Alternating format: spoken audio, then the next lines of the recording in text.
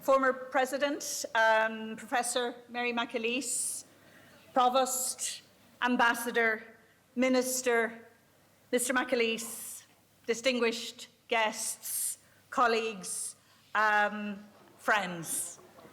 It's so fabulous to see the Burke packed this evening.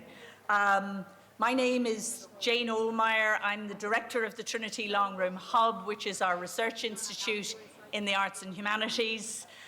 We bring discussions and perspectives of the arts and humanities to the widest possible audiences, and obviously tonight is an important part of our public humanities programme. So next year, 2020, we celebrate the 10th anniversary of the opening of the Trinity Long Room Hub, this very beautiful building behind me, which of course is situated literally above us. It's this beacon celebrating the arts and humanities in the heart of our historic campus. And we'll tell you a lot more about our plans for our birthday celebrations later in the year. But really tonight is about celebrating the past, and especially those who have been supporting us since the building opened a decade ago. Many of our supporters are here this evening. Especially I want to thank, though, the Fallon family, because the Fallon family have endowed this annual Edmund Burke lecture series, and without their generosity, we wouldn't be sitting here this evening. Sadly, Gillian Fallon can't be here, but many other members of the family are. And this lecture is in memory of Porrick Fallon, who many of you, of course, will have known and loved. Others are phenomenal supporters of the Hub. You're all here this evening as well. We really are extremely grateful to you, so thank you very much indeed. We've been hosting this annual Edmund Burke lecture since 2014, and we've had some of the foremost thinkers from the fields of history, ethics, journalism, the arts, and tonight the field of children's rights and human rights. These lectures, we hope, honour Edmund Burke's legacy here in Trinity, but of course throughout the world.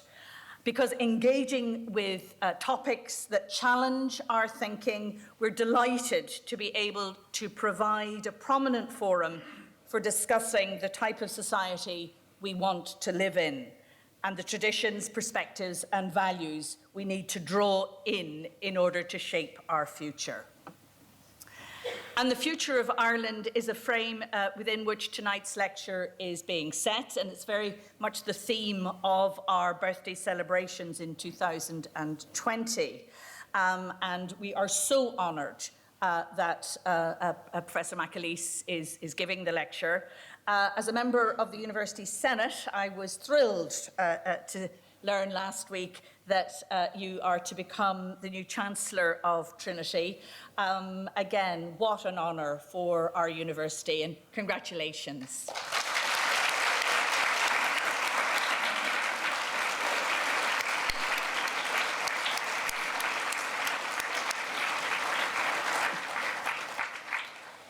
Before I hand over to our Provost, Patrick Prendergast, to introduce Professor McAleese, I'd like to ask you to switch your phones to silent, but feel free to connect with us on Twitter using the hashtag HubMatters and with our Twitter handle @TLRHHub.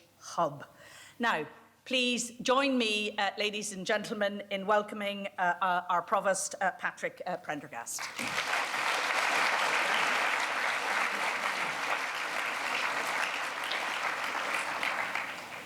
Minister, Your Excellency, members of the Fallon family, distinguished guests, welcome all to the Edmund Burke Lecture Theatre for the annual Edmund Burke Lecture. As Jane has said, this lecture is endowed by the Fallon family in honour of Trinity's distinguished alumnus, Porrick Fallon. Since its inauguration in 2014, this lecture has been a highlight of the Trinity year. Every autumn, a leading public intellectual addresses challenging issues of our time, explicitly recalling Edmund Burke's deep engagement with the issues of his day. Burke has the distinction as a political thinker of being claimed by all sides, conservatives and liberals, Republicans and Democrats. And not because he is all things to all people, but because of his exceptional independence of mind and clarity of thought.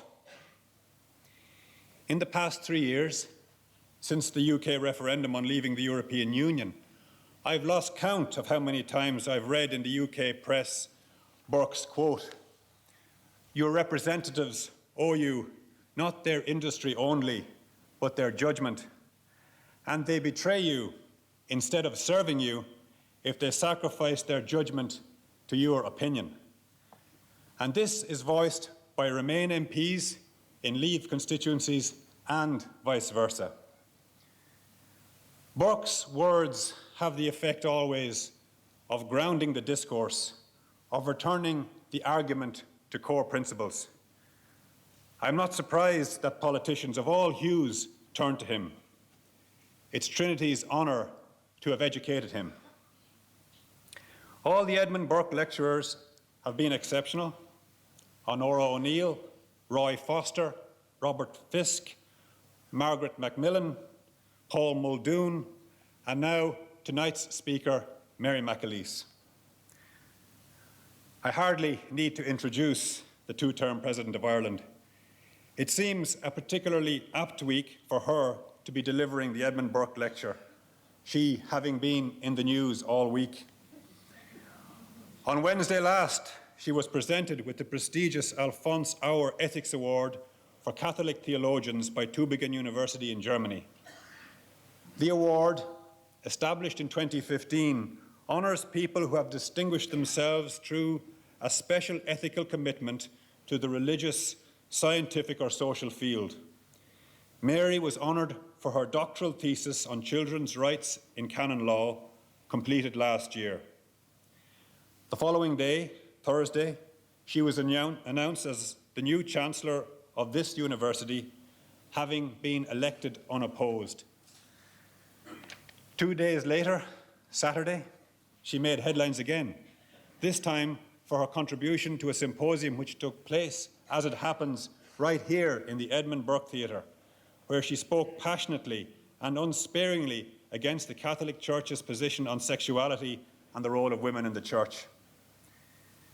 It's an unusual Catholic theologian who speaks so unsparingly of the Church 3 days after receiving a major award.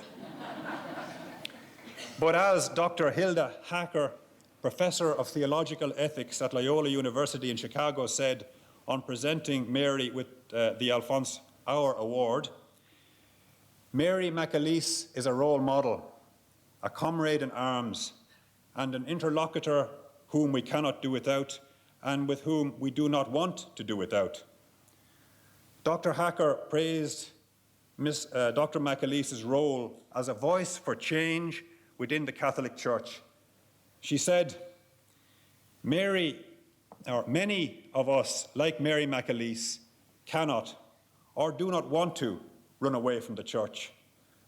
Like her, we fight for the reform of church structures and the reform of the architecture of moral theology. It is this spirit for reform that has distinguished Mary McAleese throughout her remarkable career. It's what made her such a popular, indeed our only choice, as Chancellor of the University of Dublin. As the former Reed Professor of Criminal Law here, she has deep connections to Trinity. She exemplifies the scholar as advocate and the advocate as scholar. I could say a great deal more about our new Chancellor, of whom we are so very proud. But as I've said, she needs no introduction, and we're here for the Edmund Burke Lecture. Mary McAleese will draw on her doctorate thesis to talk about the future of Ireland, human rights and children's rights. It's the second time in 4 days that I've had the pleasure of sitting here in the Edmund Burke Theatre with a huge crowd to hear Dr. Mary McAleese. Chancellor, your Saturday discourse made headlines around the country, I do not doubt but that this lecture will do the same. Nor do I doubt that your view of children's rights and how we are serving them here in Ireland will shake us out of our complacency, which of course is truly Burkean. Ladies and gentlemen, please welcome Dr. Mary McAleese.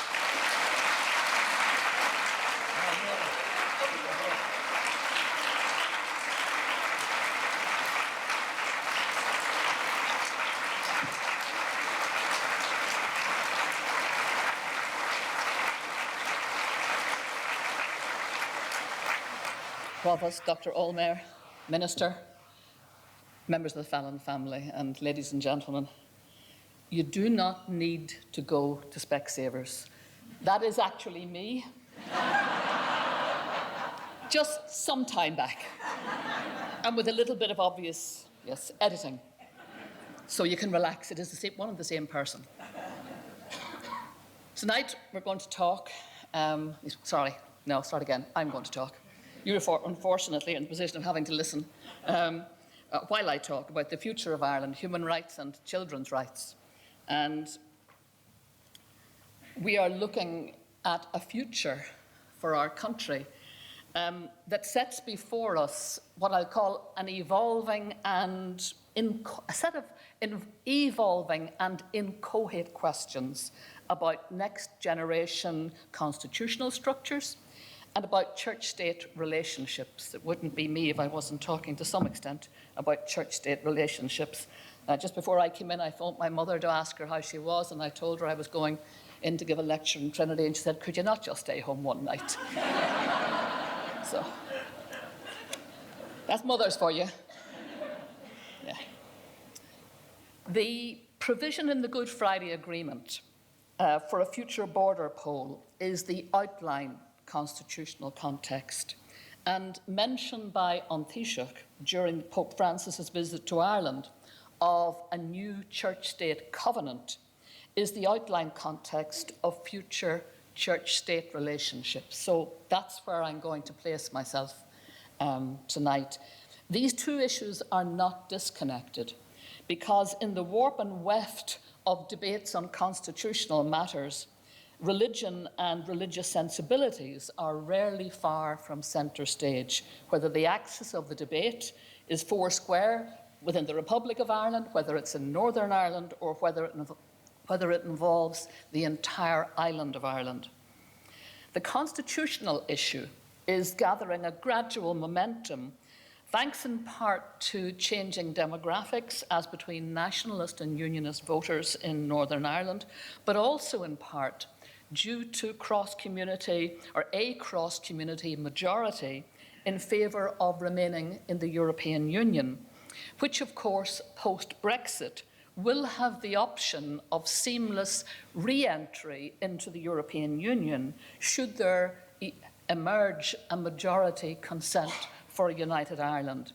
So this is a really very important juncture for all of us, and it's one to be navigated with great care, because the identities on which these issues tread, they are very strong, and emotions around them are fragile. Repeating old narratives about righting past wrongs or rehearsing Reformation and counter-Reformation divisions, they are not good building blocks for a new future. Somehow we have to move beyond them to a new magnanimity, capable of carefully developing the constitutional question without disturbing the peace. Sometime in the years ahead, and we do not know when, but sometime, we face the creative challenge of constructing in draft form a detailed plan for a reconciled Ireland. And if it is to be at all persuasive or attractive, it will have to derive from a broad and all-inclusive consensus underpinned by parity of esteem, by generosity, and a genuine sensitivity around deeply held identities, strong enough to bridge very deep fractures. It will have to do that, somewhat regrettably, against a weakening background where we will have lost the cohesion, the solidarity, the everyday communication, and the mutuality that comes with shared membership of the European Union. For almost 50 years, the depth, the density, the regularity, the everydayness of our engagement with the United Kingdom as a European partner has helped to develop the much healthier relationships we all now enjoy and have until recently really taken for granted. It was an essential part, European Union membership was an essential part of the alchemy that significantly reduced intercommunal tensions, that ended paramilitarism, and delivered a peace process that was supported right across the communities. The Good Friday Agreement never contemplated, much less provided, for a situation in which the United Kingdom would withdraw from the European Union. After all, it was our common membership of the Union which helped to recast the character of Northern Ireland from a place of two terminally estranged communities by offering a common and a transcendent parallel European identity to both Unionist and Nationalist. It helped recast Ireland, Northern Ireland, and Great Britain as much more than estranged neighbours, but as partners in probably what I believe to be the noblest enterprise ever ventured upon by Europeans in the history of Europe. Brexit has interrupted that process dramatically, and the convulsive effect it has had on United Kingdom politics is not something that we would wish imported into our present or into our future. Rather, we need to insist that post-Brexit, the possibility of a future border poll must lead to a much more cerebral and less emotional debate about the future relationship between both parts of this island. Brexit has at least been an object lesson in how not to go about radical constitutional change. Long, long before any border poll goes live, we need to do what Brexit has abjectly failed to do, and that is to prepare well, to delve deeply, objectively, and in a considered way, and in a scholarly way, into the complex of issues it raises. So the goal has to be to construct a new political configuration capable of comfortably accommodating all identities, including those historically uncomfortable with one another. Brexit has produced an enraged rather than an engaged civic society, and we will have to do a lot better than that. Civic society in Ireland has shown itself to be moving comprehensively and confidently in the direction of becoming a modern, egalitarian, secular state. Northern Ireland's been a bit more tentative, but that should not obscure that in reality it too is a changed and changing society. The benefits of peace and the Good Friday Agreement have been evident in the growing normalisation of North-South and East-West relationships impacting many, many sectors. But there are strong undercurrents that are also in some ways hopeful in this island, pulling us in directions that are more compatible with each other than in the past. We have seen in recent times religious conservatives on both sides of the border finding common cause around certain socio-moral issues, while those pursuing the same issues, but on the other side, from the liberal perspective, have also found common cause across the border. We have majorities on both sides of the border which are pro-EU, and regardless of the attitude to Brexit and regardless of nationalist or unionist sympathies, everyone agrees there can be no return to a hard border. These are good takeaway positives. In a lot of respects, the communities on both sides of the border, if not exactly on the same page, they are on similar pages. A recurring issue in both jurisdictions concerns education, and in particular, expanding the range of choice of school systems. Now, I want to come at those debates tonight in the context of children's rights, but I want to come at the debate in a different way from the usual arguments about whether it's integrated education, reduction of Catholic school patronage, how to provide opt-outs or options for those who wish to withdraw from religious education, or those who want alternatives to faith-based schools.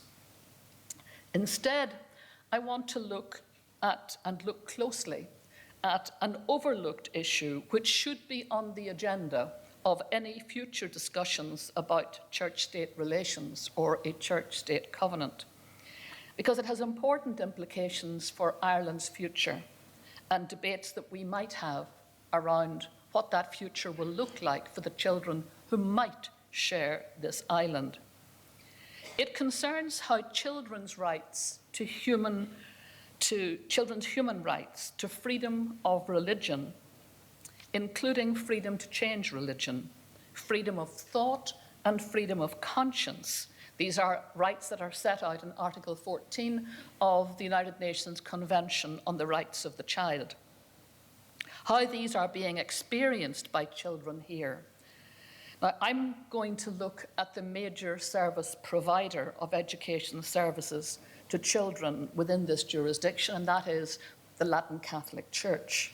But what I have to say is transferable to other denominations, other faith systems, and other education service providers generally in our education system, because all need to be asked the same question and held to account for their responsibilities in fully respecting the rights of the child.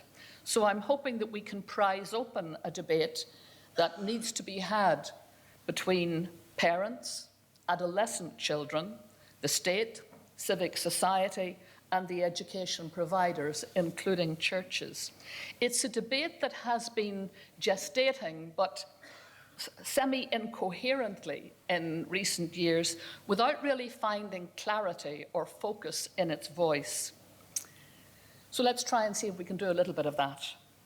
The Latin Catholic Church, and you might be surprised to hear me use that term, but that is the appropriate term, the Latin Catholic Church. Comes as a surprise to a lot of people to learn there are 24 versions of the Catholic Church, or 24 rites within it, and in Ireland we are dominated by the Latin rite. So it's the Latin Catholic Church, is the biggest service provider of educational services to children in our country, bar none. Some 90% of all primary schools are Catholic controlled, and faith-based schools account for some 60% of second-level schools, with, of course, the Catholic Church predominating also in that sector. The very dominance of Catholic schools has provoked considerable debate, prompted by a growing multicultural demographic and a diminishing religious homogeneity. But most discussions have actually been about exceptionalism, about providing opt-outs or options for what I might call the non-normative. And I want to look more broadly at how Article 14 human rights, the Article 14 human rights of Catholic children, who are the majority norm in our schools, are being protected and respected by our major service provider. Our understanding of children's rights has developed hugely since Article 42 of the 1937 Constitution was drafted. It still is extant. It guarantees to respect the inalienable right and duty of parents to provide for the religious, moral education of their children. The state's role was largely functional, in support of and subordinate to parents. Children's rights were not mentioned in that constitution. Instead, they were subsumed into family and parental rights. In practical terms, the obligation of Catholic parents and Catholic schools was to hand on the faith, and the duty of children was to grasp the baton handed to them, thus sustaining an unbroken continuum of generational, denominational adherence. That model made no provision for a child's right to make his or her own choices when sufficiently mature to do so. It can no longer sustain that position times and attitudes have changed. In 1989, after a very, very lengthy debate that was championed by a Catholic priest, Belgian, Canon Joseph Moorman, one of the great champions and fathers of the Convention on the Rights of the Child, that very radical convention presented the child now as a holder of autonomous rights, including the right to freedom of religion, which in brackets includes the freedom to change religion, freedom of thought and freedom of conscience. Parental rights are, of course, acknowledged in the convention, but they are explained in more nuanced and less absolute terms than they were previously understood to include. Yes, even in the convention and under our law, parents have the right to baptize their children in their faith, to raise and educate their children according to their own faith, their own conviction, and their own rituals. That is, there's no argument about that. Those rights continue to exist. But under the convention, they now have an obligation to do so in a manner which respects and facilitates the child's right to form its own independent and different views when it is capable of doing so. In other words, they don't have to raise their children in a neutral environment, in a religious neutral environment. They have the right to guide their child, to direct their child's religious formation, but they do not have a right to impose it on them for life. Children have to be free to choose when they are capable of doing so and prepared through their childhood and adolescent formation for taking on that personal responsibility. Importantly, they must know they have that freedom. The Convention on the Rights of the Child rapidly became the most ratified treaty in the history of United Nations treaties. All United Nations member states are state parties, with the exception of one. You probably can guess which one that is. I know you know. And that's the United States. The Holy See, which has permanent representative status at the United Nations and which governs the Universal Catholic Church, was one of the very first state parties to ratify the convention and therefore to become a state party. And an important point to make here is that during the drafting, the long, tortuous process of drafting the convention, the Holy See was directly involved in drafting the travaux préparatoires. That means the Holy See can have been in absolutely no doubt when it signed on the dotted line and undertook its state party obligations as to the convention's content and intent. Every state party voluntarily undertakes exactly the same treaty obligations. They all sign the same contract, and they do so voluntarily. And so they agree to ensure the convention's rights, and this is the words of the convention, to each child within their jurisdiction, and to undertake all appropriate legislative, administrative, and other measures for the implementation of the rights. Each state party makes a regular progress report to what's called a monitoring committee of experts called the Committee on the Rights of the Child. And that committee often makes recommendations for better protection of children's rights. State parties are expected to bring their laws into line with the convention. Why? Because that's what they promised to do. And these rights are inalienable rights. They derive from the nature of the human person. So, for example, here in Ireland, we changed our laws on corporal punishment not so terribly long ago to conform to the convention's view that the child has a right to bodily integrity, which excludes the use of corporal punishment even by parents. In 2015, we added a new constitutional provision, Article 42A, to our Constitution, by which the state recognised and affirmed what it calls the natural and imprescriptible rights of all children, and undertook, as far as practicable, to protect and vindicate those rights. So this gave firm constitutional recognition to the child as an autonomous rights holder. It didn't elaborate, and it doesn't elaborate a list of rights, doesn't need to. We're a state party to the convention. We go to the convention, and there they are listed.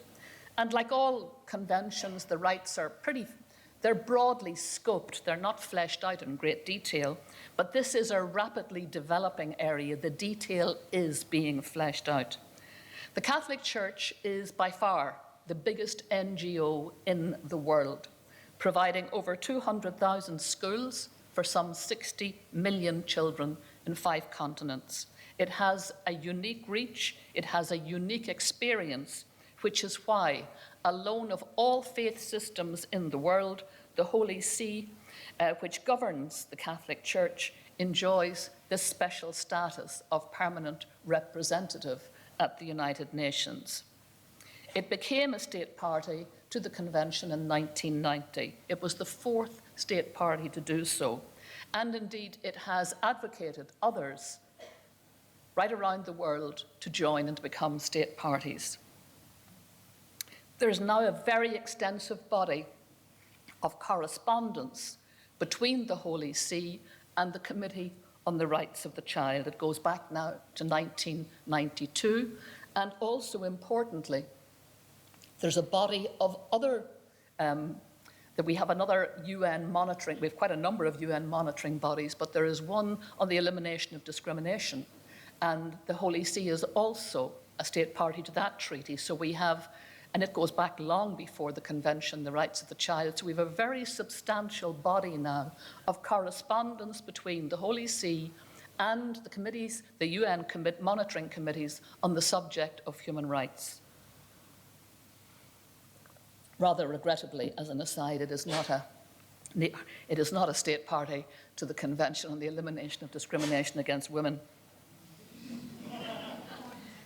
I wonder why. The Catholic Church operates a system of law, a very comprehensive system of law called canon law, set out in a code in 1983, and that applies to all 1.2 billion members of the Church worldwide, including children. That is 16% of the world's population. It is hugely, hugely influential. In 2014, the Committee on the Rights of the Child asked the Holy See, in its words, to undertake a comprehensive review of its normative framework, in particular canon law, with a view to ensuring its full compliance with the Convention. The Holy See has refused to do so. It argues that the discussion, or any discussion, of canon law lies outside the remit of the committee. The committee argues this simply cannot be the case. What it says is, read the text of what you signed up to. You have the same state party obligations as every other state party. In other words, the view of the committee is that the Holy See has an obligation to ensure that its system of canon law, which is applicable across the Universal Church, including here in Ireland, that it must conform to the Convention's principles. There's currently a standoff between the Holy See and the CRC on this issue. It's worth noting, however, that the Holy See itself had freely raised and discussed issues, including controversial issues concerning canon law, with the CRC and other treaty monitoring bodies for decades, without once raising any hesitation about the committee's jurisdiction. It had been a state party to the Convention on the Rights of the Child for 24 years when it challenged the committee's jurisdiction for the first time. That time coincided, and I'm sure it was a coincidence, with the first time the clerical child sex abuse scandals became a matter for discussion with the Committee on the Rights of the Child. The Holy See state party status as an institution which subscribes to the Convention allows it to look as if it subscribes to all the children's rights set out in the Convention, including freedom of religion and freedom of thought and conscience. Its current insistence that canon law is immune, hermetically sealed by its religious freedom, is the argument, from the impact of the convention, that contradicts the logic of its own state party undertakings, and it has to raise a flag of concern, given the Holy See's relationship with the biggest single provider of education services in Ireland. The extent of its influence on its access to children makes state scrutiny and accountability essential to ensure children's rights are fully respected. So are they? To answer that, but only to a small extent because the work really has not been done, to answer that, we have to go much deeper than merely looking at how school curricula provide for diversity or provide information or teaching about other religions and perspectives. We have to look at how or what it is that is in canon law that the Catholic Church is so determined to protect from scrutiny. And what we're going to find there is an adamant church claim to have rights over children, and indeed over parents' choices, which at best limit and at worst eliminate their fundamental rights to freedom of religion, thought, and conscience. Let me explain why I've come to that conclusion. In Catholic canon law, Catholic parents are obliged to baptize their children as soon as possible after birth, and consequently the vast majority of children are baptized as infants. I imagine the numbers worldwide are about 84%. I imagine that percentage is much higher in Ireland. It is not possible to be born a Catholic. Any of you who've been to see Mary, Queen of Scots, the recent film, will know it opens with the statement, Mary, Queen of Scots was born a Catholic. Ruined the film for me. Completely ruined the film. And for everybody else I was with, because we were there with the entire family, a whole row of us. There it was, the first line. And I said to Martin, that is theologically, juridically, and canonically completely inaccurate. And I start to mutter, and from the far end, my son Justin says, Mum, we're all theologically literate in this row, would you shut up and let us watch the film? And I said to myself, how can it happen that you spend all these years making a film and in the opening line you get it so wrong? Anyway, it is not possible to be born a Catholic. But in a way, we're all responsible for that phrase. How often do we use it? I was born Catholic. We're all born Catholic. No, we weren't. One becomes a Catholic by baptism. And that is the nub of the issue here. Baptism in the Catholic Church has two quite distinct sets of consequences, one theological, the other juridic. And my argument now is we need to separate them a little bit. The theological and, you might call them spiritual, are seen as divinely ordained, a gratuitous, a free gift from God, indelible, unchangeable. The juridic, on the other hand, are man-made. They're bolted on, and they are therefore changeable. Indeed, they have changed over the centuries. The theological, those of us who are born in the Catholic tradition will understand, the child is freed from original sin. That opens up the prospect of salvation. That was very important, particularly to parents in a time of high levels of infant mortality. They're born again as a child of God, made like to Christ by an indelible character, incorporated into the Christian body, the Christi Fideles, and importantly, given the grace, the free grace of the ongoing sacrament. And just to be absolutely clear, I take no issue with that part of that aspect of infant baptism. It is perfectly consistent with parental rights to baptize their child and give them the benefit of the free God-given gift of the grace of the sacrament. So infant baptism is not the problem. It's the consequence, the juridic consequence of infant baptism, because these juridic consequences, which are bolted on by man-made canon law, these are a different order, a different nature from the theological and the spiritual. And some of them are not consistent with a child's right to freedom of conscience, thought, and religion, including the right to change religion.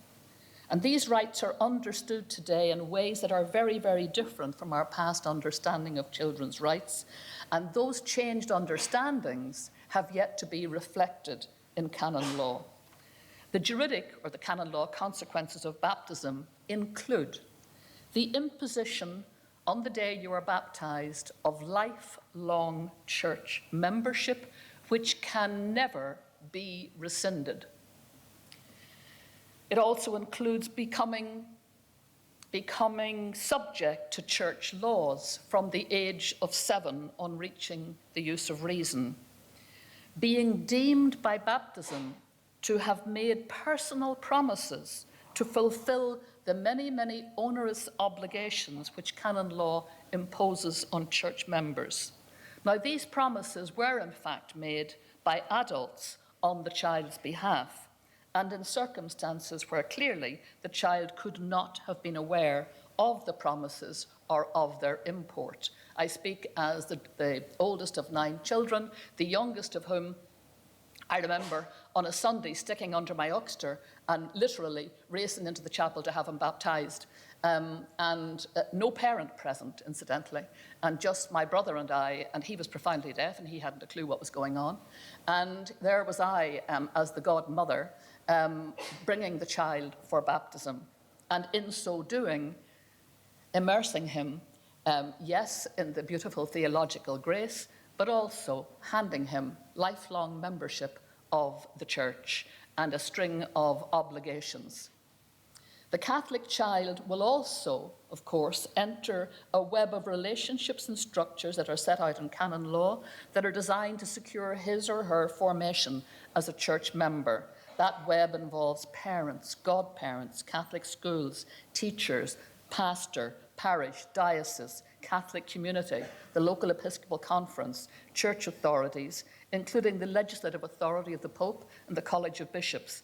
And all of these work to one model.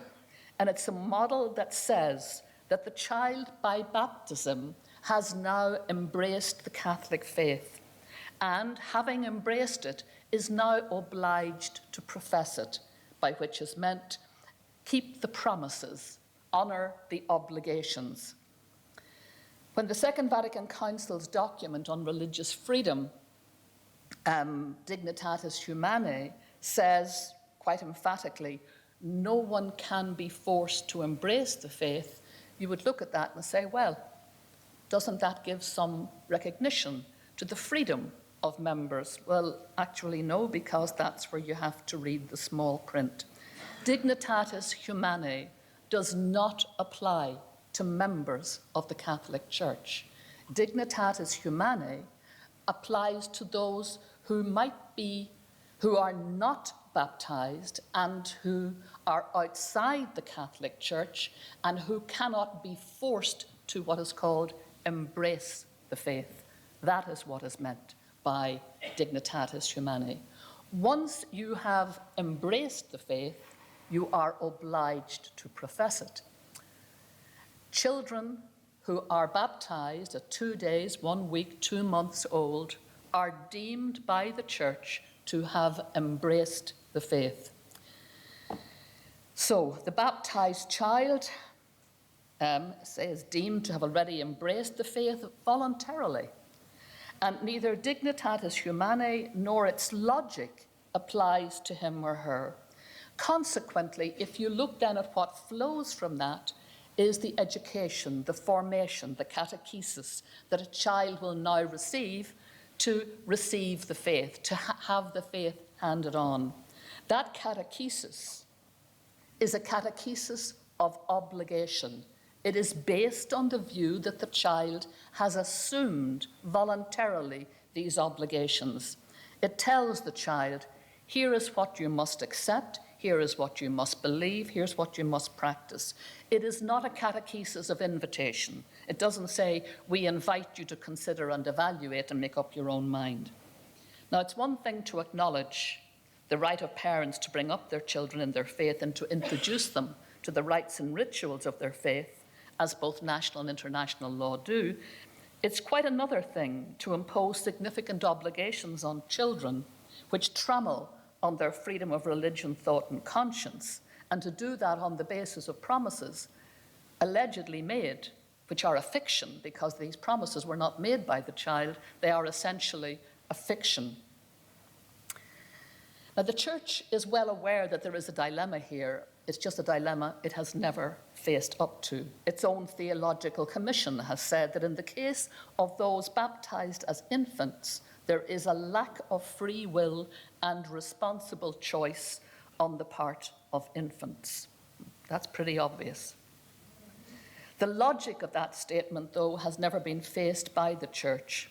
And if I shift just for a second to the civil law of contract, for example, I know there's a few lawyers here in the audience, we will all know, those of us who are lawyers, and I think most people will kind of regard it as fairly obvious, that onerous contractual obligations imposed on children by adults or entered into by adults on behalf of children are likely to be rendered void or voidable at the initiative of the child when he or she becomes capable of making a good judgment, what we call a sui compass judgment, when they have the maturity to do so, with full knowledge and consent. The Church offers no such option to either adults or children. Church members have rights that are set out in canon law, but the fullness of the rights that are acknowledged in secular international human rights laws set out, for example, in the Convention on the Rights of the Child, or indeed in the many other conventions that we now benefit from, these are not recognised in canon law. All such freedoms are subordinated to the demands of compulsory obedience to the Church's teaching magisterium, that is, to the teaching of the bishops, and the obligation to maintain communion with the Church. That means being involved in taking the sacraments and accepting the governance structures of the Church. And, importantly, the Church's insistence on the old adage, semel Catholicus, semper Catholicus. Once a Catholic, always a Catholic. A lifelong obligation. Canon law, for that reason, among others, has quite a complex penal system, with tribunals, with trials, with judgments, with penalties, with delicts. That's offences. And there are canonical penalties for church delicts, which can include delicts such as serious dissent from church teaching, for schism, for heresy, for apostasy. Children between the ages of 16 and 18 can have mitigated penalties imposed upon them. And as a child-oriented aside, just for our information, remarkably, for such a sophisticated system, the Murphy Tribunal wrote that it did not encounter one single instance of a clerical child sexual abuse case where canon law was of any use to a victim. From the age of 7, which the Church deems the age of discretion, a child is seen as capable of grave sin and must confess all grave sins at least once a year in the sacrament of penance, which Pope John Paul described as a judicial process. So it subjects children from the age of 7 to a judicial process. In the sacrament of confirmation, the child is asked to renew his or her baptismal promises, as if they had actually personally made such promises in the first place, which they didn't. And interestingly, confirmation imposes an enhanced set of obligations on the child, including to profess Christ publicly. They now become milites attestes. Anybody remember that phrase? They now are expected to profess Christ publicly and, if necessary, be willing to die for the faith. This is set out, you'll see those references in Dignitatis Humanae and in Lumen Gentium. These are the documents from the Second Vatican Council. And there's absolutely no clarity as to whether confirmation is at the child's choice. The logic of Dignitatis Humanae and the Holy See's state party support for the child's right to freedom of religion, conscience and belief, as set out in the Convention, they have introduced a whole raft of new, fresh considerations to the question of children's rights and fundamental freedoms, which the Church has yet to explore, to clarify and to reconcile. The role and rights of the Catholic Church are melded here with parental rights and obligations in a way that has not historically conduced to disaggregation, but today they are interrupted now and they are challenged by an understanding of individual human rights which is different from the past, and in particular of children's autonomous rights. As the child grows into adolescence, becomes capable of exercising freedom of thought, freedom of conscience, freedom of belief, freedom of opinion, agency shifts from parent to child, and the child's right to decide becomes exercisable. But importantly, the previous years of his upbringing are supposed to be designed to help him to use that freedom and to exercise that freedom. Canon law today is a repository of largely uncritiqued, unsystematized rights and obligations which directly and indirectly impact children. They have those rights and obligations by virtue of baptism, says the Church. But running in parallel with those rights, they now have recognized at international law level and in our national law and in our Constitution, inalienable human autonomous rights. Where the Church says its members are bound to the Church for life by baptism, human rights law says no, you can freely leave. Exactly when a person is free to leave is debatable, but it's interesting. A number of jurisdictions, most recently the Nordic countries, have legislated for the age of 14 or 15 as the age at which a child can determine that they now want to leave the religion in which they were raised. Those state party obligations in these Nordic countries and elsewhere, they are made in order to vindicate the adolescent child's Article 14 rights, to bring that country into conformity with the Convention. We've yet to have that debate. When canon law says an infant can be held to the fiction of promises it did not make and never had the opportunity to evaluate, to validate or repudiate, when capable of doing so, human rights says you can't do that.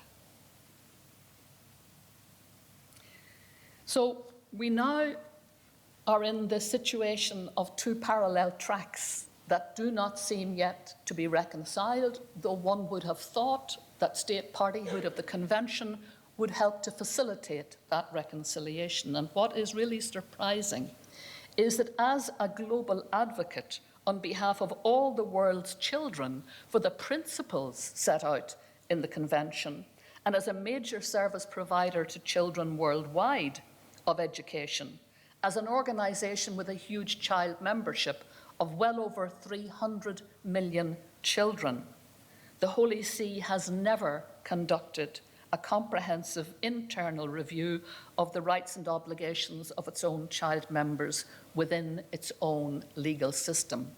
The Church has a tremendous capacity for speaking out from what Ban Ki-moon described as the pulpit of the world, speaking out to the world. What it has never been particularly good at is talking back into its own space, into its own internal space, having the debate internally. And this is a debate that a very important body charged by the United Nations with protecting our children's rights, this is a debate that the Committee on the Rights of the Child has solemnly asked the Holy See to undertake. The Church, of course, and its members are entitled to the full protection afforded by their right to religious freedom, to exercise their religious freedom. But as a former Attorney General here in this country observed, the Catholic Church's canon law does not confer a right on the Church to ignore state laws or international law. That goes also for the internal laws of any denomination, any faith system, or any ideological system which is delivering those services to our children. We need a clear acknowledgement from the major provider of those services that the canon laws which constrict children's rights have indeed now been overtaken and are recognised by the Holy See as having been overtaken by the Convention and our Constitution. The Catholic Church's contribution to Ireland's past and present is enormous. Its contribution to education is exceptional.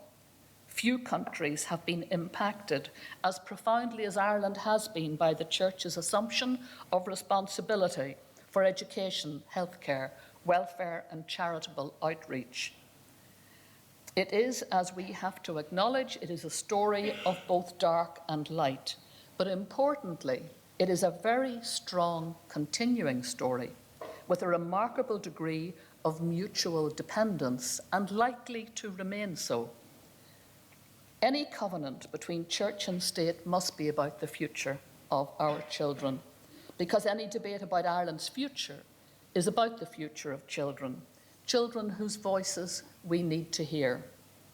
Are we currently realising their rights to freedom of conscience, thought and religion, or do those rights remain in the paralysed abstract? For, as Edmund Burke would have it, abstract liberty, like other mere abstractions, is not to be found. In Abu Dhabi earlier this year, on the 4th of February, Pope Francis and the Grand Imam of the Al-Azhar, Ahmed El-Tayyib, co-signed a document entitled Document on Human Fraternity for World Peace and Living Together. And we certainly have an aspiration for peace and living together on this island. The declaration asserts that, in its words, freedom is a right of every person.